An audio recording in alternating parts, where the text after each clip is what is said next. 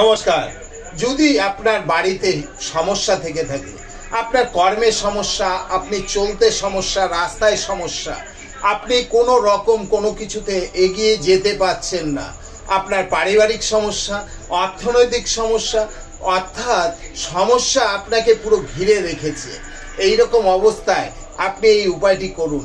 রোজ সকালবেলা যখন ঘুম থেকে ওঠেন, আপনি নিত্য কর্ম করার পরে আপনি অশক্ত বৃক্ষের তলায় যাবেন, দেখবেন নিচে অনেক পাতা পড়ে থাকে।